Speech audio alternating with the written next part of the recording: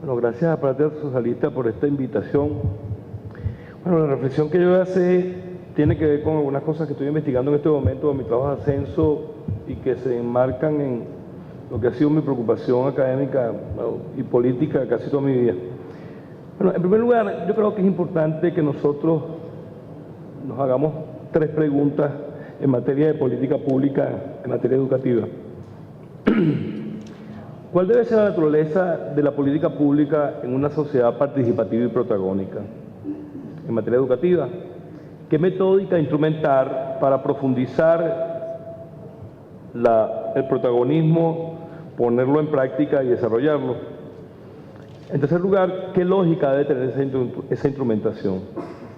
Yo creo que para poder responder estas preguntas hay un conjunto de limitaciones. Desde el punto de vista de los referentes teóricos, creo que las herramientas de que disponemos, sea en el marxismo o en la teoría de la gestión, están en crisis y eso hace que cualquier andamiaje que utilicemos tenga esa dificultad. Sobre todo porque desde el punto de vista del marxismo, muchos de los temas que tenemos planteados hoy desde el punto de vista de la gestión pública, el marxismo no los aborda. No los aborda, entre otras cosas, no porque la teoría marxista tenga alguna insuficiencia conceptual para ello, sino porque efectivamente hay un conjunto de problemas nuevos que era imposible prever en el siglo XIX. Creo que un segundo problema tiene que ver con el problema de la burocracia. Y aquí quiero recordar, bueno, a quien se nos fue ayer, a Rigoberto, que señalaba que cómo hacemos para ser eficientes, eficaces y efectivos como gerentes públicos cuando tenemos que destruir el Estado con el cual estamos trabajando.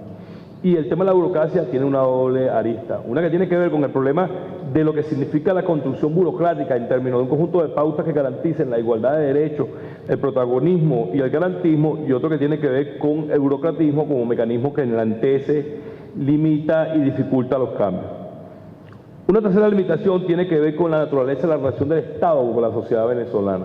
Efectivamente, con todo el avance que hemos tenido en la Revolución Bolivariana en términos de la inclusión del otro, sin embargo el Estado sigue viendo al otro como un otro y no como un protagonista, donde muchas veces el mandar obedeciendo es un eslogan más que una práctica que se hace cotidiana y que se desarrolla. Y en cuarto lugar, el problema del contexto cultural. O sea, como una sociedad atrapada por el consumismo y por los valores del capitalismo construye un sujeto educativo que tenga una dinámica distinta. Creo que efectivamente la Revolución Bolivariana en estos 14 años ha hecho una política educativa que tiene 4 elementos constitutivos.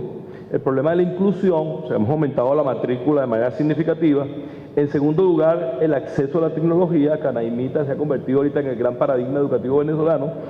En tercer elemento, la expansión de la infraestructura, ¿no? Y en cuarto lugar, la dotación de libros, ¿no? Que son las 4 cosas así, que más o menos son de bulto. En materia de educación universitaria es más o menos lo mismo. Un cuarto elemento creo que es muy importante, que es desde dónde formulamos la política pública en materia educativa, porque ya hay una contradicción entre el concepto de Estado docente que está en la Constitución y en la Ley Orgánica de Educación y lo que significa la Ley del Poder Popular y el Estado participativo y protagónico. Allá hay una tensión que hay que resolver. Y hay que resolverla exactamente, o sea, por dónde corre la formulación de la política, cómo se instrumenta, cuál es el papel de las comunidades para que esa política pública tenga peso a la hora de las decisiones del Estado, etcétera, etcétera. Es una tensión que hay que resolverla porque no es un problema de fácil solución. Entonces, el Plan de la Patria plantea 4 objetivos en materia de educación: adaptación de la matrícula, ampliar la infraestructura, adecuar el sistema educativo al modelo productivo y fortalecer e incentivar la investigación del proceso educativo. Ahora, ¿dónde poner el foco?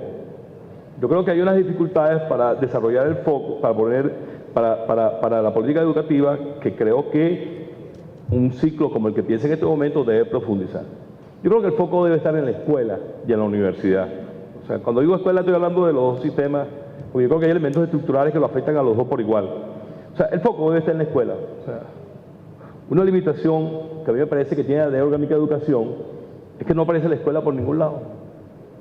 Y no aparece ni el niño, ni la niña, ni el adolescente. Entonces, el sujeto del proceso educativo no aparece en la ley que lo regula. Entonces, es una limitación que tenemos que resolver, y que tenemos que resolver rápidamente, porque si no el foco se convierte en un foco abstracto que arropa el sistema, pero que no lo penetra. Un segundo elemento tiene que ver con el problema de la calidad. y ahí creo que estamos en un falso dilema, en la discusión calidad-cantidad. Una política educativa revolucionaria tiene que ser de calidad. ¿Por qué? Porque no solamente tiene que producir excelentes resultados, sino que además transformar la sociedad implica tener un nivel de conocimiento mayor, porque tienes que tener elementos para poder construir teoría que te rompa la lógica de operación del sistema en que estás inmerso.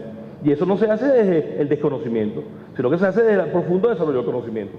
Y eso implica un proceso educativo de altísimo nivel de exigencia. Un tercer elemento de foco creo que tiene que ver con que nuestra escuela tiene que ser eficiente económicamente. Y ahí quiero hacer una crítica al eslogan que estamos utilizando nosotros, eficiencia o nada. Eso hay que caracterizarlo y profundizarlo, porque si no podemos entrar en una lógica de interpretación de la realidad que opera en la relación insumo-proceso, producto, que es una lógica. Por cierto que esa crítica me la hizo Miguel Ángel en una oportunidad cuando programamos yo, y tenía razón. O sea, porque si no entramos en una lógica donde la lógica de la eficiencia se reduce al modelo economicista que plantea la teoría de la gestión tradicional. Creo que la escuela debe ser eficiencia económicamente, debe tener eficacia pedagógica, debe que ser políticamente efectiva, o sea, construir el sujeto, ¿no? Y tiene que tener relevancia cultural. Y creo que allí está el foco del problema. Si todos los que yo he escuchado hasta ahora señalan que estamos en una lucha por la hegemonía, la escuela de la revolución tiene que ser una escuela con sentido. ¿Y qué significa que sea una escuela con sentido? Significa que es una escuela que apunta a la construcción simbólica en la lucha contra la hegemonía. Y esto no es un dato menor, porque efectivamente, al estar inmersos en un elemento cultural signado por la hegemonía capitalista, tú tienes que dar herramientas al niño, a la niña y al adolescente para que se pueda defender ante esa avalancha. Y eso se hace en la escuela, eso no se hace en otro lado, porque además en la escuela es la instancia, en la sociedad que hace eso. Creo que un segundo elemento tiene que ver con que esa escuela con capacidad simbólica sea capaz de construir otra lógica de operación de la escuela. Fíjense ustedes, el Plan de la Patria dice adecuar la escuela al modelo productivo y hacer investigación en la escuela. Bueno, eso no es posible en el modelo de funcionamiento de la escuela venezolana hoy. Incluso no es posible en el modelo de funcionamiento de la universidad venezolana.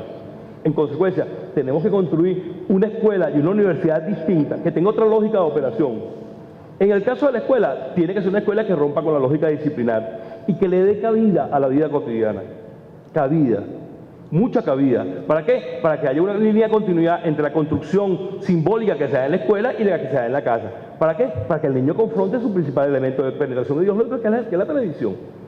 Otro elemento tiene que ver con que la escuela tiene que tener el foco en el sujeto de la escuela, que es el niño, la niña y el adolescente. La escuela no puede ser una macroestructura, tiene que ser una cosa donde todo esté orientado a fortalecer al niño y al adolescente en su capacidad de construcción simbólica. Está bien que le demos comida, que le demos glúteo, que le demos un conjunto de cosas, pero tiene que ver con el trabajo del cerebro del niño. Disculpa que lo diga así, 10 minutos, pero tiene que ver con que el niño, eso que es su cerebro, su capacidad de construir conciencia, sea su foco de trabajo. Y por último, creo que es muy importante que la escuela tenga culturalmente relevancia, es decir, que la escuela se nutra de su cultura, que se nutra de los elementos que lo hacen. Yo quiero poner un ejemplo y con esto termino.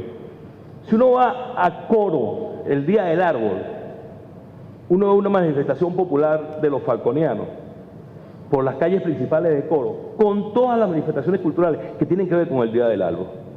Bueno, eso que es un elemento muy importante en Coro, y que tú lo ves con unas comparsas bellísimas que operan y que las organiza la zona educativa de Coro, yo no sé si lo está haciendo todavía, lo oí varios años. Bueno, es un elemento de cómo el niño conecta su cotidianidad y su maestro con el desarrollo de su currículum escolar. Y eso es fundamental para construir una Venezuela distinta, una Venezuela que no es el centro comercial, que no es el celular, etcétera, etcétera, sino que una Venezuela que desde sus raíces construye una patria distinta. Muchas gracias.